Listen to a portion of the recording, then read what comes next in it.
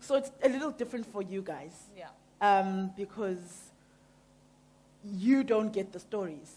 Yeah. Okay. So.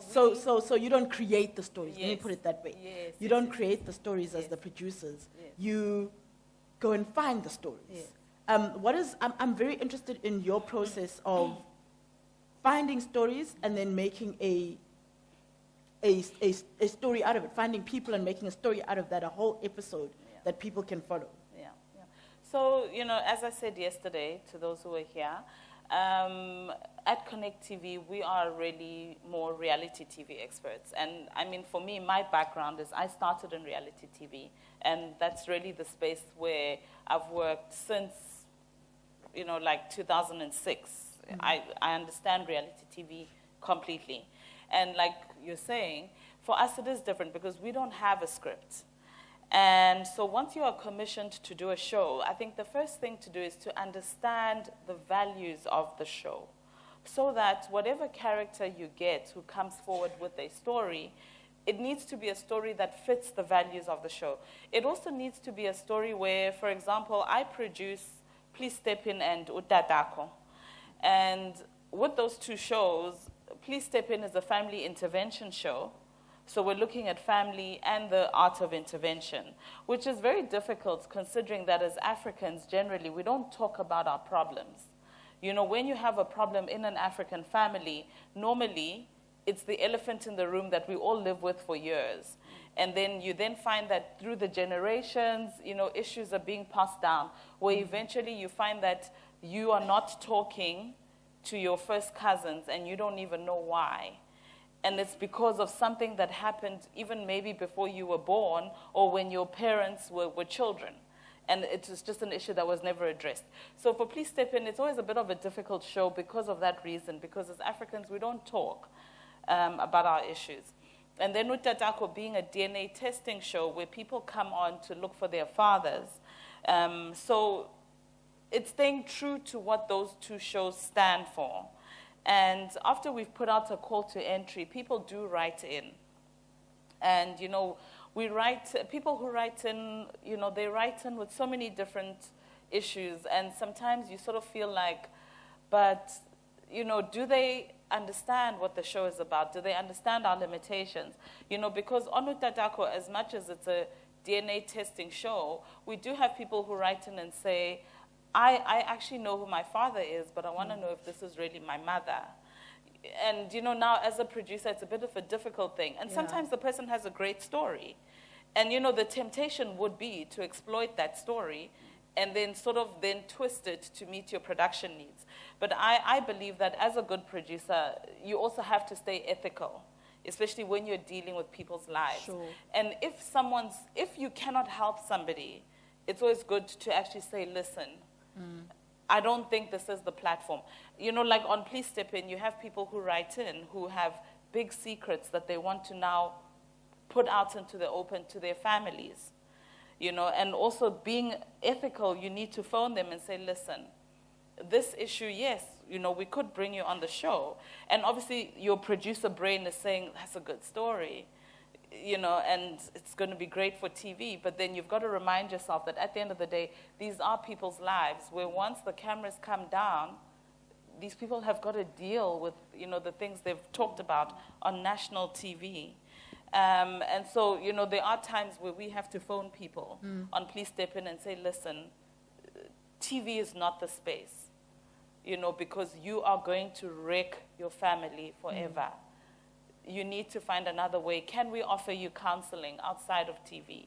Because we do have partnerships with psychologists and counselors where we then say, rather go that route, don't go to TV. So once people have then written in, we then phone them, and we do extensive research over the phone. I'm the kind of producer who does not believe in reality TV in over-interacting with the subjects.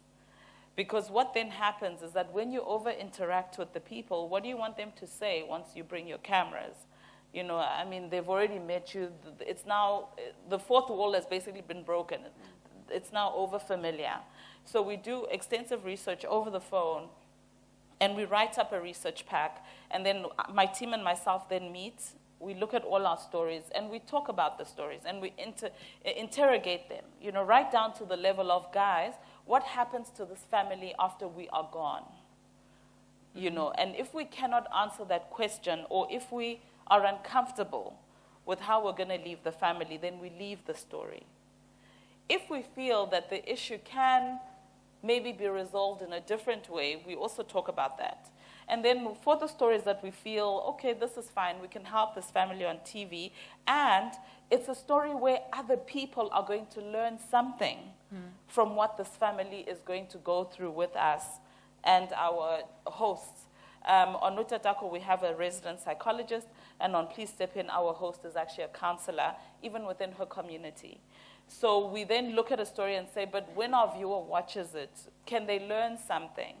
You know, because I think when you do reality TV, and especially in the emotainment space, it's such a fine line between just entertaining and actually doing it where the person who's come on the show does actually get the help, and also the person who's watching the show also learns something.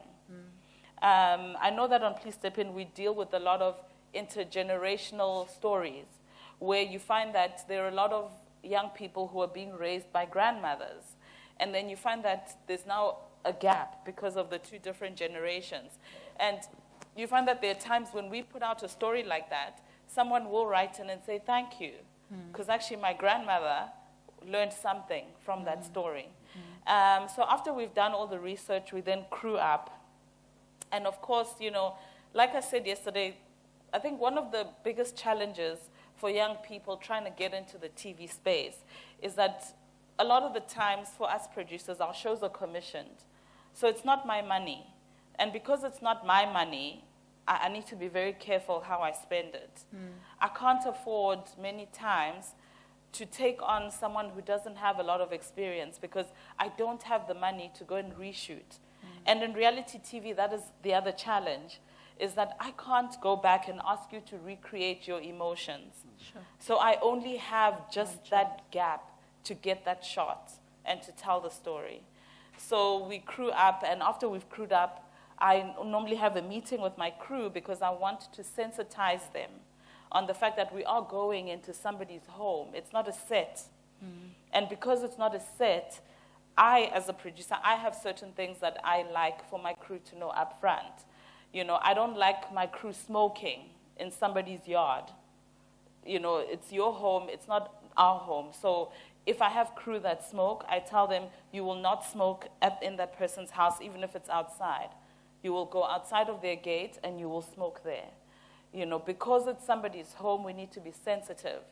You know, when people write into TV shows, especially in reality TV, they don't understand that I'm going to come with the host that everyone loves and is excited that they're coming into their home. They don't know that we're coming with 20 other people. You know, so when you show up, sometimes people are like, oh, wait, I thought it was just Mom Angie, or I thought it was just Nimrod coming alone. And we're like, no, it's all of us. You know, and then I say to my crew, when you move furniture around, that's the other thing. People don't realize that when we shoot, just because you like your couch there, it may not work for my shot. So then I always say to my crew, you need to talk to the people. I normally send my director in first. And I say to him, can you just go and talk to the people in the family?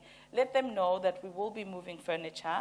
We take pictures before we touch the furniture to be sure that when we're done, we put it back exactly the way we found it. You know, so then I send the director in. He then talks to the mama of the home to say, listen, I know it's your favorite vase, but it's not working. And, you know, I've got such a great director. He's got such great people skills, you know, such that when he goes in and then he says to the mama, listen, I'm going to move your pot, but don't worry, it's going to go back where it was. And many times say, oh, okay, it's fine. You know, so we shoot, and we have a content person on set, and the job of the content person is to make sure that the content is fulfilling what we set out to do. And we also have extensive discussions even while we're on set. If we feel like the story is losing the plot, you know, because on Please Step In, I've had shows where we go to shoot and we know this is the story that we know. and then all of a sudden, an uncle comes from 2 streets down and decides he has something he wants to say. And whatever it is that he wants to say might be actually, it's a big thing. Maybe it's the biggest secret that the family's been trying to keep contained. And so you constantly have to talk with the crew, with your presenters, with your psychologists to say, okay, so how do we deal with this now? How do we, continue with the story? Sometimes it's even discussions of, we're going to shoot this, but it's not going to make the cut because maybe it's too devastating. And maybe the family was just not ready, or maybe, yes, it's something they needed to talk about as a family, but for us, for our show, I think it's going, a bit too much, or it's unethical, or maybe we just feel it's just not where our story should go. And then after we're done shooting and we've put your house back the way we found it, we then go back to our office and then we begin the edit process. And with that, we sit with our editors, we give them an edit script where the content producer then sits down and says, right, so this is the format of the show. These are the key points that we need to touch on. This is the content that I need to make the cut. And then we watch it internally first, at least twice, before we send it to our client. How long is your process? How long is your turnaround process? So normally for us, it's a 24-minute show. We take 3 to 4 days. Because our show is in vernacular, we have to subtitle, which also adds, another day to the process. So after we've viewed it internally, then we send it to our commissioning editor, and then they watch. And obviously, again, for them as channel, they also have their own mandate. So they also have their own things that they're looking for. And once we all agree with the commissioning editor that we're happy with the story we've put together, then we send it to final mix, and then we deliver to the broadcaster.